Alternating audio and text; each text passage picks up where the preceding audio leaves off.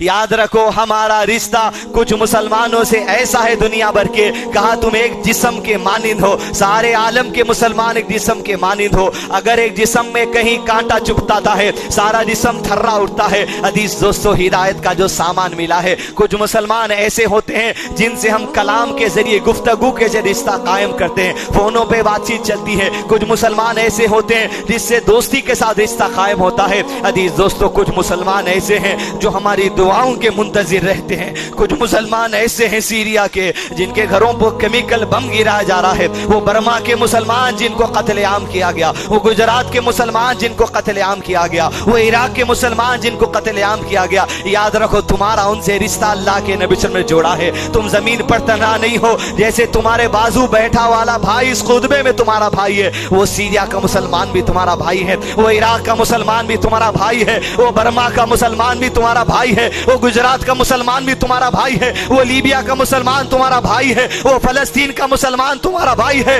वो दुनिया के मुख्तलिफ इलाकों में हर खित्ते में जहां मुसलमान बसते हमारे भाई हैं। हदीस दोनों की फिक्र हमारे अंदर होनी चाहिए। ये हिदायत का सामान जो मिला है, कम से कम अपनी दुआओं में उनको याद रखो। अपने इफ्तार की नेमतें खाते वक्त उन्हें याद रख लो, अपने सजदों की दुआ में उन्हें याद रख लो, अपने वितर की दुआ में उन्हें याद रख लो, अपने तहज्जुद की दुआ में उन्हें याद रख लो। जो बंदा दूसरे मुसलमान भाई के हक में दुआ करता है, अल्लाह फरिश्तों को लगा देता है, फरिश्ते ऐसे मुसलमानों के हक में दुआ करते हैं। हदीस दोस्तों, क्या दुआ से रिश्ता कायम नहीं कर सकते? क्या दिल में उनकी फिक्र नहीं हो सकती? क्या दिल में उनकी तड़प नहीं हो सकती? हदीस दोस्तों, एक मुसलमान के लिए दूसरे मुसलमान को तड़प होना चाहिए। हदीस दोस्तों, खवातीन का ख्याल रखना, इनकी तरबियत का ख्याल रखना, अपने बच्चों का ख्याल रखना, उनकी तालीम का ख्याल रखना। हिदायत का जो कुछ सामान मिला है, इस हिदायत को समेट लो कबल इसके कि महीना जाए, इस रहमतों को समेट लो कबल इसके कि महीना जाए, इस कैफियत को समेट लो कबल इसलिए कि महीना जाए। जिंदगी के तमाम मामलात में अपनी इस्लाह कर लेना।